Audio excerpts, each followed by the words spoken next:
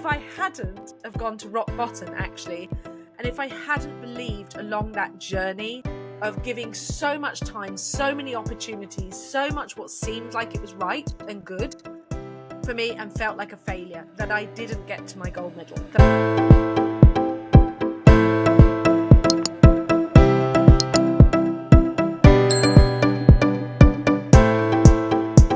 Today's guest is Jo Warwick, an Olympic-level success coach, world-class psychotherapist turned energetic strategist, published author of the Big Book of Love and 46 Projector, who helps high-achieving women transform the refined glitch patterns that drain their value and cap their expansion. With 30 years of mastery across psychology, identity, behavior, and energetics, she is the creator of the Position Success Method and host of Glitches to Gold. Welcome, Jo. Hi. Gosh, that sounds a lot, doesn't it? Well, it all sounds very exciting. I'm excited to learn a few things. I feel like I ought to cut that down. Gosh, it sounds an awful lot. It's great. Absolutely. So, with that said, what is one of the most courageous things that you have done? Oh, gosh. It's funny. I was thinking about this today. You know, the edge is something that I seek to overcome a lot. So I've often heard throughout my life, people go, "Oh, you're so brave. You're so courageous." And I think it's because, you know, I started my career riding horses, and from a very early age I was throwing myself over jumps and kind of just pushing my edge all the time, but from a place of joy when I was younger. And I think for all of that, I would say the most courageous thing I have ever done is go inside and look at myself. Wow. Yeah, not all the big stuff, all that stuff that says written that this is what I've achieved and what I've done and books and blah blah blah. It's that I stopped and faced my deepest fears, my PTSD, my trauma, my abuse, all of those things. The journey of facing Jo Warwick, who she really is, and getting rid of all that crap. You know, not just sitting with it and owning it and wallowing it, but deciding again and again and again and again, that's not who I am. That's not who I am. That's what happened to me. That's not who I am. That's where I'm not where I want to be.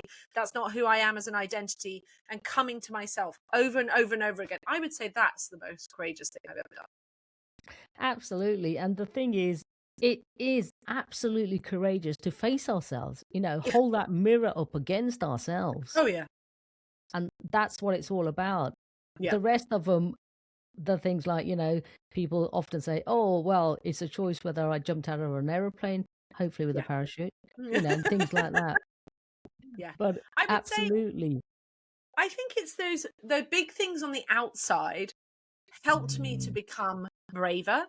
But I would say that for a long time, I was seeking risk outside of myself to feel alive. When I hadn't dealt with my trauma, I was looking for things that made me feel alive because I felt like I was behind a glass window. But the more that I became myself, the more that I faced on the inside, the more life could get to me. And so actually, I didn't need to get those things. So now when I think about, you know, when I surfed for 17 years. And when I first started surfing, it was like, oh my God, you know, I was trying to get back to the level of being the Olympic, you know, training for the Olympics. I was like, I'm going to do big waves, and I was competing against the guys. Now I'm just like, you know, I don't mind just playing around in the sea, body surfing when I'm wild swimming. And the same as when I snowboard, I just rather have a nice day. I'm not out to prove things in the same way. Now that might be age, but I also, for me, I get such a richer, deeper experience because I've gone on the inside. For me, that matters so much more. That depth matters so much more than trying to do extraordinary things all the time. I do like extraordinary. I do like facing my edge. And I do like those, but I think it's a kind of balance. The depth is more important than the expansion, but now I have the depth. It's like, okay, now I like the expansion again. Absolutely. And here's the thing, it's really facing those moments and actually understanding that doesn't define me either. Yeah, Yeah. absolutely. I wouldn't Yeah. let anything define me, but that's because I'm stubborn as hell and a Scorpio. I was like, Somebody's got to do it. nothing. Yeah, and I think, I all my life it was like, no, I'm going to prove who I am, and believing I wanted freedom, freedom, freedom, and there was always that stuff. Tenacious, it's been called in a nice way, but in a bad way, stubborn as hell. But I would say that can be a good thing as well as bad. For sure. So tell me about your Olympic training and your time. Yes. Well, I started so when I was younger, I had a choice of two paths. One was I was really into performance. So I was really into singing and dancing. I was actually involved in a show that went on to the Barclays Music Awards. I had a CD done. So I was just losing my hair. I was on like the ingenue of this musical, and we were recorded for a CD, and it turns out quite a few of the people who were in that are now quite famous sort of Hollywood actors and stuff. And it was a path. I loved musicals ever since I was a kid. I was like, oh, every old 1930s I love it. I love the whole show thing. It was wonderful. But my brother was a music producer, and although I had singing lessons and I was following down that path, my brother actually said to me, I don't think you're good enough. I should never have listened to my brother. But parallel to that, I had been riding since I was 4. And I do remember watching International Velvet and going, I want to do that. I want to do that. But I was always riding and I was competing, and it was natural to me. It was something that I loved. I'd had horses since I was 9, or ponies. I was very natural. However, I would say that the striving to be the best was coming from a trauma response. It wasn't a healthy response. It was wanting to be seen. It was definitely a projector wound. I would say this kind of needing to be seen. I didn't feel visible. I was different. There was kind of like, I need to get out there, which the performance was probably the same thing. So anyway, I went down this path. I followed this path, and things just lined up. They were lining up and lining up and lining up. I trained with international show jumpers, Olympic riders, everything. I got all these things. But the actual path, it got worse and worse and worse. It got harder and harder for me. Not my skill set, not the manifestation of what looked like amazing. I even had the horse. But I understand now it was about my energy, and also I hadn't healed the trauma on the inside. And you cannot compete at a level like that unless you feel stable on the inside, and I did not. And I was attracting a lot of very dangerous, not just from the training, but dangerous people to work with, abusive situations, because I was just like, I haven't healed this. I was just a magnet for anybody who wanted to have a go at me. It was the path I was meant to take, because if I hadn't have done that, I wouldn't have become a psychotherapist. If I hadn't have nearly lost my leg, had a major riding accident that completely transformed my life, I wouldn't have ended up becoming a psychotherapist, getting PTSD, becoming the top of my field, becoming really world class. I just fast tracked my way through being a psychotherapist and obsessed. And I wouldn't have done all that if I hadn't have gone to rock bottom, actually. And if I hadn't believed along that journey of giving so much time, so many opportunities, so much what seemed like it was right and good for me, and felt like a failure, that I didn't get to my gold medal, that I didn't get even, I literally even lived with the chef de keep of the British team. So the person who manages the British team. I had every opportunity come to me, but it wasn't right. It wasn't where I was meant to go. And what I learned from that, now I can reflect back and see just really this healing of this idea of failure and what it really means when you're on your right path, and when you're on your, aligned with your energy, aligned with your success, aligned with who you are, and when you're not. And I do believe there was a soul contract in there. I do believe there was a purpose to all of this, because I think it, I now can teach about it in amazing ways. But the mindset of that attitude of riding at that level, competing at that level, over and over again, high risk, very high risk. When I was competing, I lost quite a few of my friends, died. And it's a serious sport. 3D eventing is a serious sport, but it's also highly dangerous I was starving all the time. I was mentally unstable. I used to have panic attacks. I used to Oh, I was nothing of me. I was skin and bone.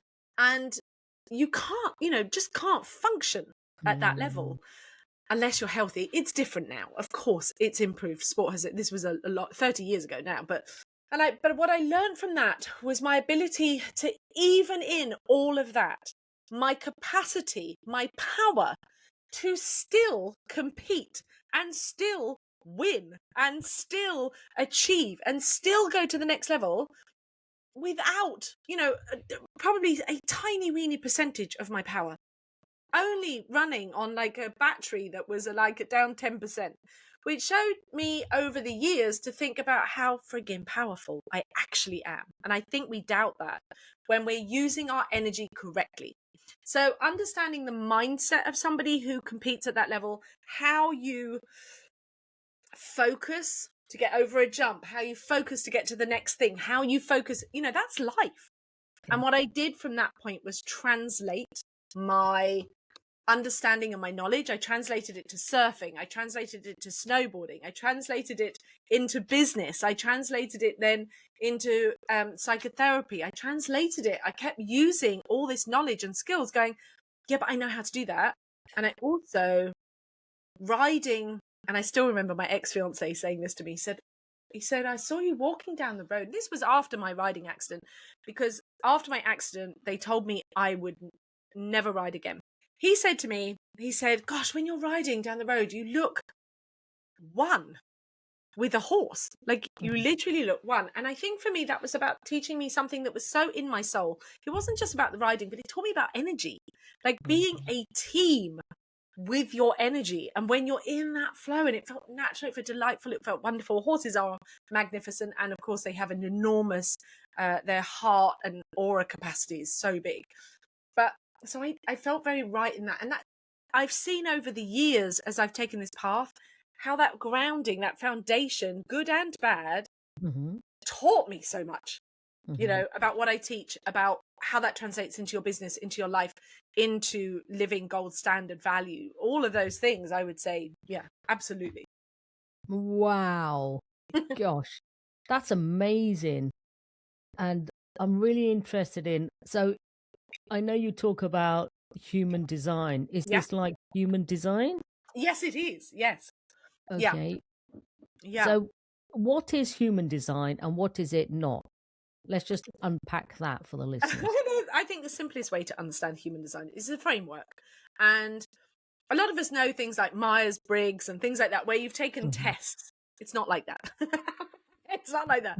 So human design actually was channeled through, I think it was in the 70s, 60s, 70s. And it is foundational on the Kabbalah, I Ching, as astrology, but also, your DNA. It's got Eastern and Western. It's absolutely molded together, and it's thousands of years old. Like it's based on things that are Mm. thousands of years old.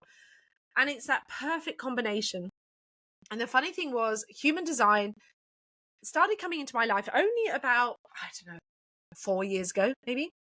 But when I heard it, I was like, oh my God, I've been talking about this my entire life, because it suddenly all made sense to me. And for me, it gave me liberation, because so human design says that we are energetic types. Mhm. And what it helps you to understand is that we have this energetic system that we know about chakras and things like that. But we are all totally and utterly unique, but we are part of types.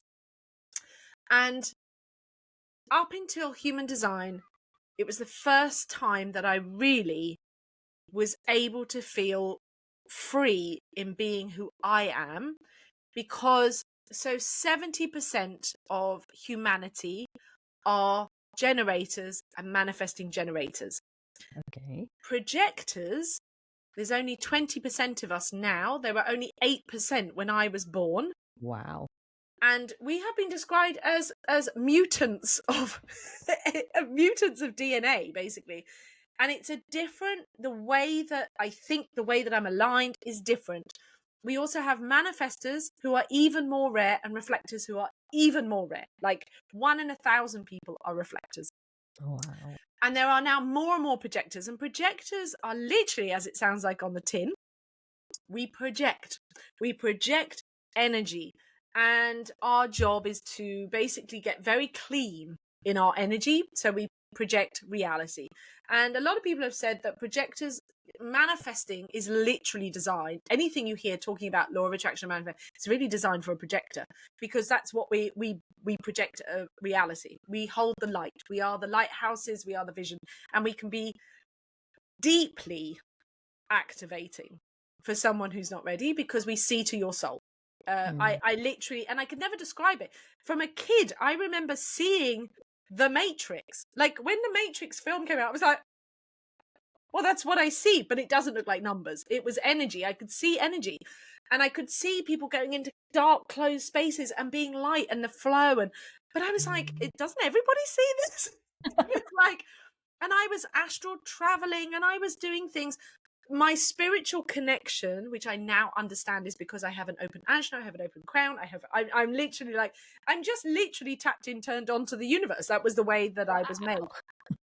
So I was already doing things that people talk about enlightenment, but my journey was to be a human being. And my whole thing is like, oh, I have to bring this down. Do I have to bring this into being human for the 5D new earth, whatever we want to call it? So, but it doesn't mean anybody's right or wrong. It just means we all have these amazing skills, and we are all perfectly designed for our success. And we've all been conditioned against it. So as a generator, if someone's a generator, they generate their own energy. So manigens and generators generate energy.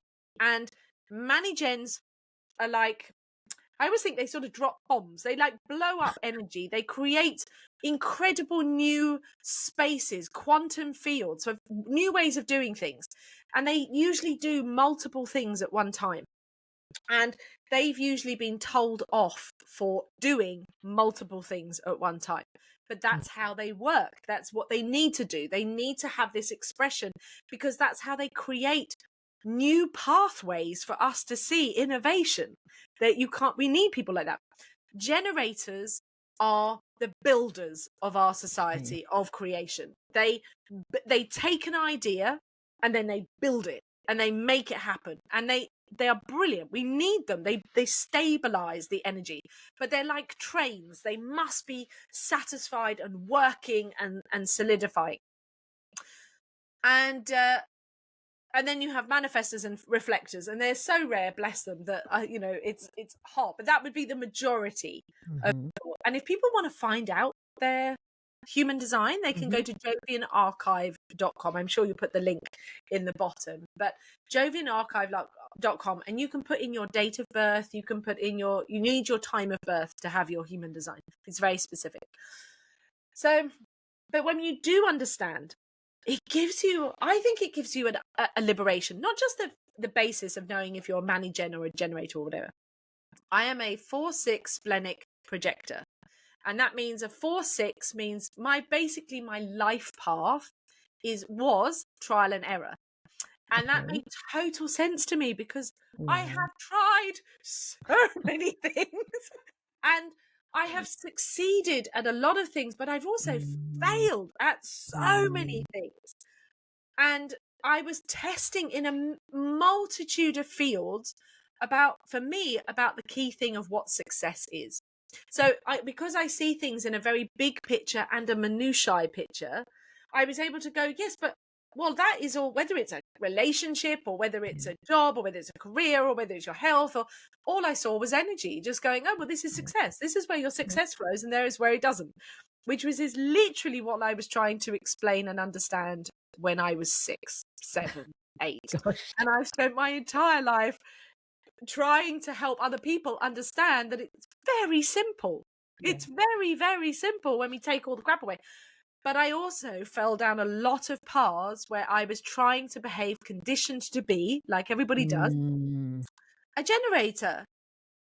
And I was being told that, yes, but you have to put it into this box and say it's about relationships. So I did that for a while, and it took all the energy out of it. And then they told me, you've got to talk about it business. And although I worked with people from 6 to 8 figures, both in companies, growing companies, being director, being managing director, being CEO. I've built 4 companies, but it took all the energy out because I was told to put it in a box and make it logical, which is what generators do.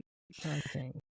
But we can't create and build through logic. We have to create through energy. Yeah. We create everything through energy. Anything that exists in this world around us is energy first.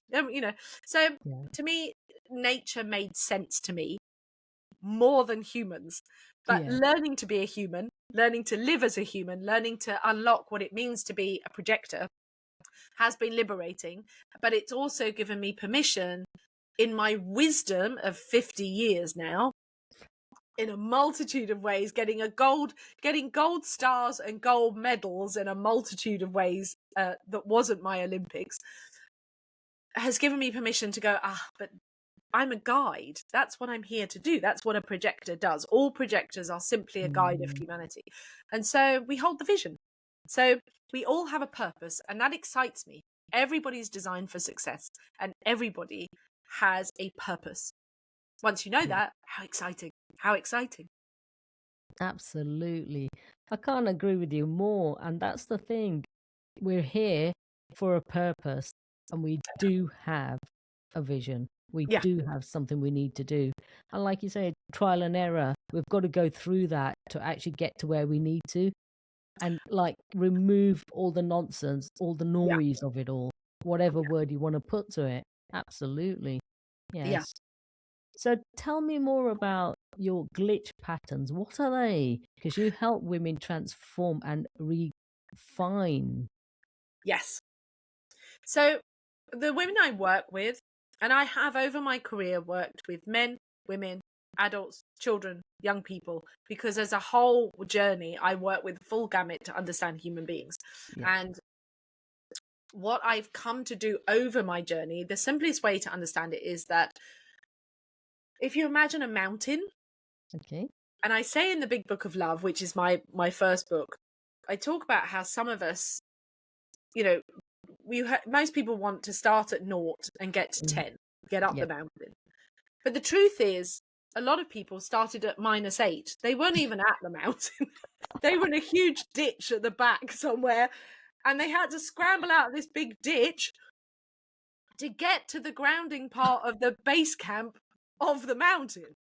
And I was one of those. And I would say the majority of people in these Mm. generations have been, our generations, Generation X, and the next couple of ones as well, I think, and prior to that, were in the ditch. We were carrying ancestral stuff, we were carrying stuff from the Yes. war, we were carrying, we're changing. So I think this first, you've got to kind of give yourself permission of recognizing you've worked really hard to get out the ditch to get to the start point. And that ditch is trauma and abuse and legacy and ancestral DNA programming and things like that. They're not all bad, but they were the ditch. For us to have a new level playing field, it's like, right, I got there. And I think that's a lot of a misunderstanding in our societies, that we think that, getting out of the trauma gets me halfway up the mountain. It doesn't. It really doesn't. It gets you to the mountain, and then you're starting. And then it's about the self-love. It's the loving, it's the Mm. acceptance, it's all of that awakening. The awakening process starts at the bottom of the mountain. And then you're in this process of enlightenment and self-ownership and sovereignty. It's all the same thing. It's been called a million things, but it's all the same thing. And it's this process of claiming your own energy, understanding who you are, loving yourself and accepting yourself, forgiving yourself. But again, people get mistaken of thinking that's just the journey, and Mm. that's all we are here for. And that's not what you're here for. That literally takes you to halfway up the mountain. That's it. So when a lot of women have only got to half of the mountain, they are driven to be leaders, they have big callings, they have souls, and men too, but the women I work with, they know they're here for their purpose. They've been pulled forward. They've done the deep work. They got themselves out of these shithole, trenches they were in, and they got themselves, and they worked really hard to get out of toxic relationships and stop repeating patterns that their mothers had taught them, and stop blaming other people, blaming and shaming and all of that. It's all the same thing about you reclaiming your energy. So now you've got to half of the mountain, and you know that you've maybe built your business, or you've started to build a business and you've done it, but it's all come at a cost. A mid-mountain woman has been hustling her ass off, and she's worked really hard to get to mid-mountain, you know, but she knows she can now see. Like, she's at that midpoint and she's like, but I know I'm meant to be higher up. I'm supposed to be, but is it going to be like the same work? No, it's not. But she can never get past that halfway point because she's hitting glitch patterns. Glitches aren't trauma. Glitches are repetitive patterns left in your body that you've used for survival.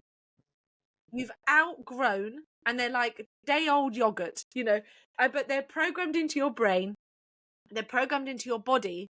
And so every time you hit an edge, a new thing, you're calling a desire, but you're saying, well, here's my vision, and you're understanding a language, and you're like, yeah, my soul gets it. And I'm, I can feel this pull and I want to do this. And yet your behavior is doing something completely different because you can't see it. And what happens is people come to me when they've usually hired maybe 4, 5 other coaches, they've done stuff and they've not been able to help them. They'll come to me when they've said, I've done all this work and I still can't get to the place where I want to get to. It's because they're so ready to release the glitch. But the glitch is so ingrained because it's a survival pattern. It's not trauma, it's survival. And it's dead. And it's in their brain, it's in their body. And so they're playing out behavioral patterns, mental thinking, that's stopping them from having the thing that they want, always. So they can't move from what I would call as being bronze level or silver level. They're never going to get to their gold. And that goal might be financial. It might be success in their business. It might be success and freedom in their life without burning themselves out. And it might be that they're using their energy incorrectly. So, this is where human design really steps in for someone who wants to refine and become precision-based, which is the shift of someone who's running for example, in business, running a business that runs all off them and they're driving it. Like they are for a generator, they might be the fuel in the train, they're laying the tracks, they're trying to drive the train, they're doing everything. Yeah. And that can look for a woman. I remember on one of the women who came into my world, she had 7 jobs. She said to me, I realize I have 7 jobs and I'm paid for 1. 7 jobs because she's running a household, she's running the kids, she's doing all this, and she's in burnout.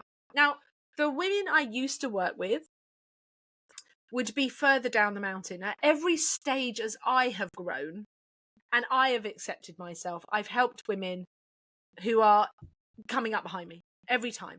And so when I worked as a psychotherapist, I worked in the ditch.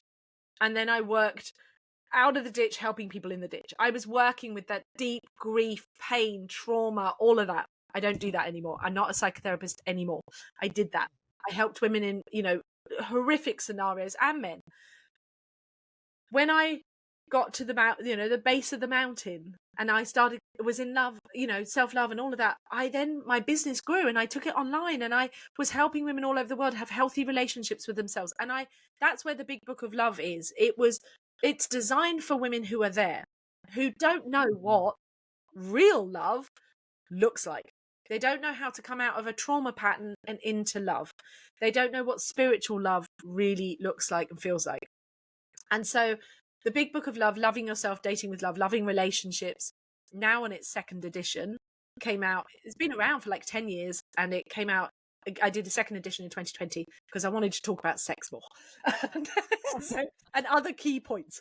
But it's designed to teach a woman, it's the manual literally to understanding what healthy relationships are with your children, healthy relationships are with yourself, with your divinity, source, God, divine, creator, architect, whatever love itself, how to have a loving relationship with a partner.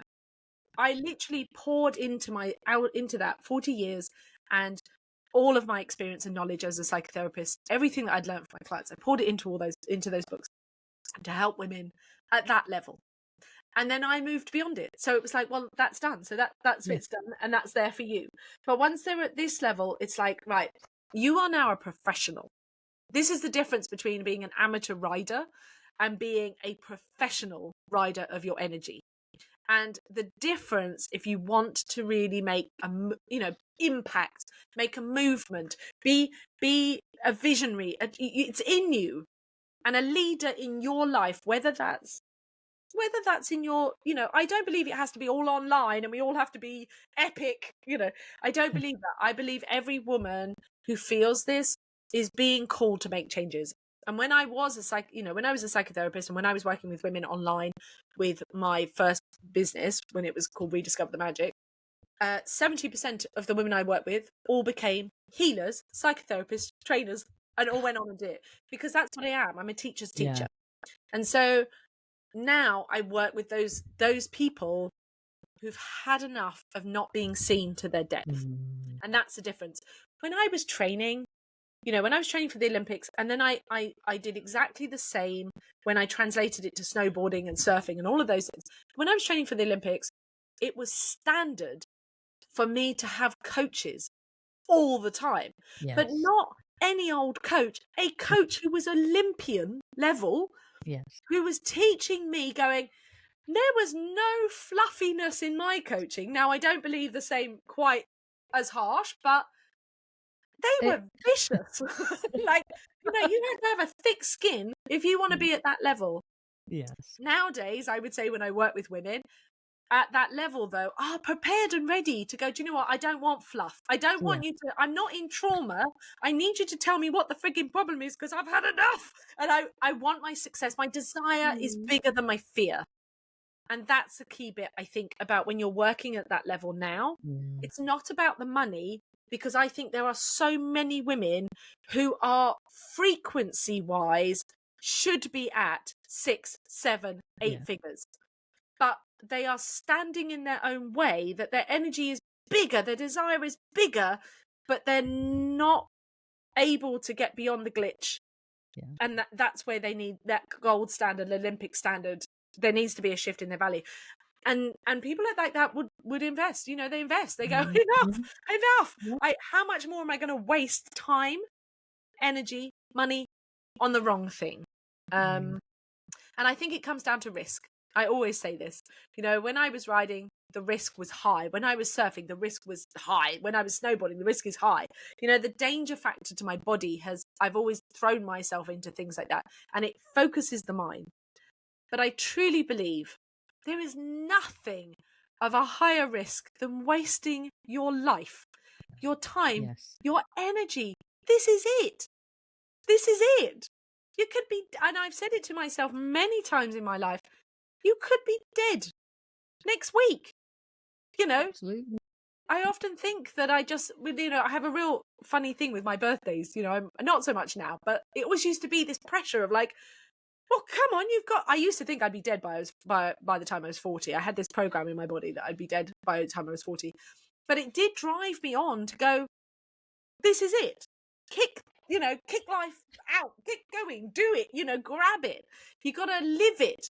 Whatever that looks like, aligned with your own life brand, not somebody else's idea, not somebody else's, push and shove and make it happen, but to live the fullness of your joy, your enjoyment, your expression, your divinity, your happiness, your love. Everything comes from that. I can't agree more. And what you're saying is there is a lot of people that they don't want the fluff. And I can actually really visualize that and see myself in what you're saying as well. I'm going to be honest. At the trenches, the mud, we get to the bottom of the hill and then we're halfway up and I'm thinking, okay, what's next? Come on then. I don't want all this fluff. Come on.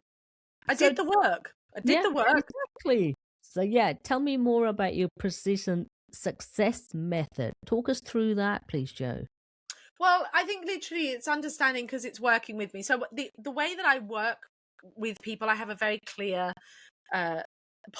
golden path now, because I've been working with people for 30 years in transformation. And over that time, I created a lot of digital programs. I created books, etc. So as I said, like, I have my free stuff, which is Glitches to Gold, the podcast. Then I have the book. I have 2 books, Big Book of Love. And I also have a book called The Life More Traveled, which I often call my toilet book. It's the kind of book you read on the toilet. And it's from fear to adventure, and it's all the things I learned from traveling around the world. I've traveled around the world a lot. I am a big traveler. And so those kind of ways you can come into my world, and then have the masterclasses. I have I'm running at this moment a free masterclass for projectors only. I have a masterclass for generators and manifesting generators to hold their burn, to hold their power. And then, so that's kind of like an easy way of people kind of get the insights, the knowledge. And the closer that you get to me, the more precise it gets. Because the more intense it gets, the more it's like, right, you're going to get to see that. So I then have the legacy portal, and that is literally my entire legacy of digital programs that I have created over 30 years. And that could sound a lot, but it's not. I've refined everything down to, so my favorite program in there is called Money Love, and it's the one frequency of all. It's the resources, rich resources to your life. And it's now Money Love 4.0. And it has transformed lives. And it's like a 30-day program that literally guides you through shifting your frequency for money and love. That's, that's a really good example. That's inside the legacy program. And so the portal has these programs that are designed precisely on a subject. Because if you're a generator or a manifesting generator, you're going to say, yes, but I want to learn about this thing. But fundamentally, everything inside of the legacy portal is about energy. And it's the energy around abundance, the energy around self-love and empowerment and sovereignty, the foundational keys. Wherever you are on that mountain, there is something for you inside of the legacy portal, including my Rich, Sexy and Free 4-month program that literally used to be a £10,000 program. Is inside that portal. The portal I have worked out is over £1 million worth of programs inside this portal. And I have actually made it free for 7 days to trial it. And then you join as a subscription. So there's this like wealth of legacy. It's a bank, basically a bank of insane transformational programs that have honestly changed lives. Not like an American way, changed lives. It really has changed lives. There's a lot of testimonials there. So that gives a foundational base. And then when people want to get closer to truly seeing their individual glitch, that's when they work with me one-to-one. And I have the ways that my precision one-to-one, that's what it's called. And so you can work with me for 6 months. And so there is either Telegram coaching, which you add onto the legacy, or you work with me one-to-one. And that one-to-one work can be in person. It can be over Zoom. It can be Telegram. But it's literally precise. It's about what works for you, and whether you're looking at your business, whether you're looking at your, I mean, I always look at someone as their whole life, because that's how I do the energy. But if you came to me and you said, Joe, I want to take my business to the next level, and I can't see why I'm, as people have done, why am I not generating $1 million a year? Let me come and have a look. What would you pay somebody to be able to tell you why you are not getting that? Yeah. And that's what I do. That is the gold standard. That's what you would do. And exactly what I used to get when I was training, having an Olympic level coach come in and say to me, Joe, your legs are in the wrong place and you're doing this when you're holding back and blah, blah, blah. So that's what it means when it's about precise. The precision aspect is the fact I'm a projector.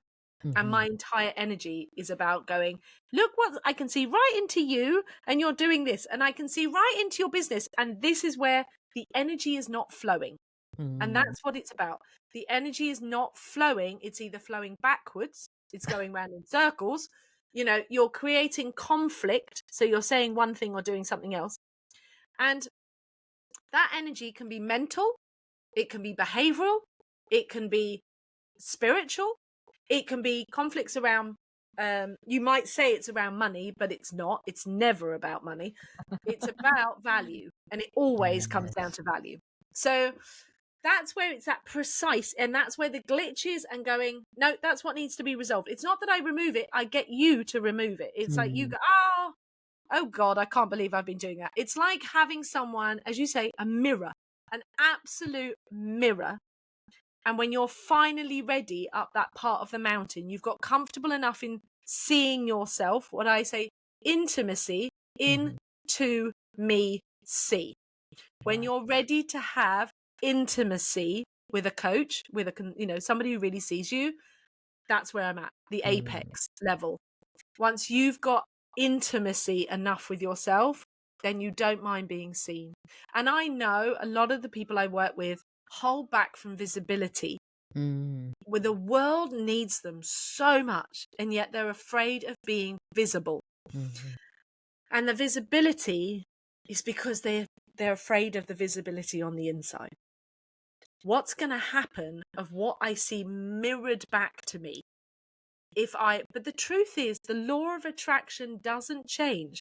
If you change it on the inside, you see something better on the outside. Mm. It's the only way it works. Yes. That's it. Literally, that's it. Fact, done. Can't change anything else.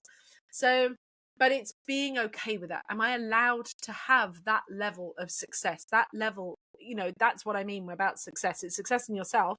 It's also, am I allowed to have the level of success I desire? Mm.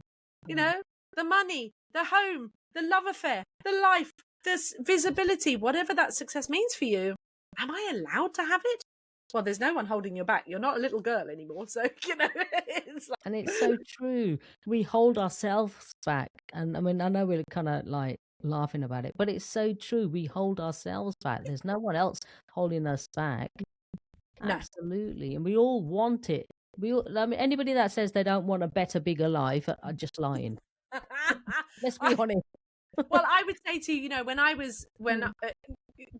10 years ago, Mm. I used to often say, oh, why do people always say, they want a big house? And I say, I don't want that. I was in a very spiritual phase at that point. And I remember, maybe it's 15, I remember about 10, 12 years ago. And I manifested a millionaire coach. Yes. Truly a millionaire coach. I manifested this coach and he gave me a free session from me. And he said to me, I have never met anybody with such profound money blocks, wealth blocks in my life. Now, you'll laugh because what I teach now, of course, is about wealth and success and all of that. But I went through a very spiritual stage, and it wasn't until, I've always been spiritual, but I went through a very angelic, ungrounded phase of, I'm here to save the world. And a very important phase. But in that journey, what I realized was because when I was riding, I went to boarding school, and then when I was riding, a lot of the people I was training, riding for, and owners and stuff like that, I lived on stately homes, and I had a lot of friends who had stately homes, and the experience I had was they were just very cold. And growing up, a lot of my parents' friends were new money, but my school friends were old money, and I had this conflict around that money either meant hustle, push, 80s, and it's got to be flash cash, which I never wanted, or it meant old money, and I was cold and lonely in these stately homes. And I had friends who literally couldn't heat more than one room, but it was Downton Abbey. And so in my head, I was like, why would I want a big house? Because big houses equal loneliness. And for a projector, nothing is a bigger wound growing up than feeling isolated because no one understands you. And so it was like, well, if I can't fit in and I get these things, and I knew I could have them because I've had things, I can manifest incredible things. But I was like, I don't want to be lonely. So I wouldn't let myself have them. Yes. Amazing, isn't it? Yeah, I can really see it though. I mean, how many of us actually do that though? Yeah. I can so relate. Relate. Yeah, it always comes down to something that make total, logical sense. Yeah. I held myself back for so many things of not wanting to hurt my parents or not wanting to hurt somebody else because I thought I had that power. But that power is a 6-year-old child with magical thinking you have the power to burn the house down when you have a tantrum. And once you know that logic, it's like, well, it makes sense logically that I don't want to, if I do this, I'm going to kill my parents. But fundamentally, I would learn things like going, oh, if I do this, they'll get hurt. And I was like, yeah, but what's really under that? Well, I'll be alone. And I didn't want to be alone. So it always comes down to that. But once you've got comfortable with that, once it's no longer the trauma, no longer from a survival, then you can Mm. start to shift to these little glitches that are just insanity, not right thinking in your energy, just insanity, that make you go, oh, well, I don't need that anymore. I can put that down there. And Wow. then the energy flows. And it's like you've taken the handbrake off your car. And suddenly you're like, oh, I'm driving my car without the Going. handbrake on. Gets easier. So much easier. Yeah, definitely. Yeah. Yeah. Uh, so, what is one of the most important lessons you've learned over your life so far? Because I can't imagine what you're going to say is. I really can't. That it's safe to be me. Mm. That it's safe to be me. Mm. It's something I've had to practice over and over again. My body still has memories every time I go beyond my edge, but it's safe to be me. And I think that the liberation of the whole journey and the fact that the world has changed, I was born in 1975. It was a very different world. The collective was very different. And I think accepting that the world has changed, and I know there could be arguments, but there are so many different paradigms, and as you move to a different paradigm, so things become different. I've changed, my paradigms have changed, my life experiences have changed, and with each level I have learnt the same lesson again. It is safe to be me. Yeah. And the value of that I was created divinely. We are all divine extensions, creations. We're a fucking miracle. we are a miracle, Yeah. like how we exist, not just off our ancestors, but just like nature. It's all a freaking miracle. How did we end up here, that out of those thousands of sperm that were happening? It's a miracle we exist. Mm. So if I'm a miracle and you're a miracle, and I no longer have to justify my existence, then I might as well know the value of myself, loving myself. And then, what next? What can I actually do with that? What amazing things can I get to contribute to this? And I do believe the world is it's a hologram. It's a game. We're in a, so when to free yourself and go, I'm not in this lie anymore. Well, what fun could I have now? And I would say in the greatest points of my life, when I've seen myself playing those games, and there were moments in my 20s, when I finished my riding, I went through a very kind of like, oh, well, fuck it. That'd be fun. I'll do that. And I was very young. I was in my 20s and I was sexy. And I think I was having quite a lot of sex at that point as well. And I was feeling very alive. And I was just like, oh, that would be fun. And every time I said that would be fun, something incredible would turn up. And it just got bigger and more insane and more, but I didn't have the grounding at that point. I didn't have like the solidity or the depth. It was just the front end. But I remember those times of going, yeah, but you can do that now. Now I know I'm stable on the inside. Now I know I'm here and I'm present. Now the engine is fully connected. What can I do now?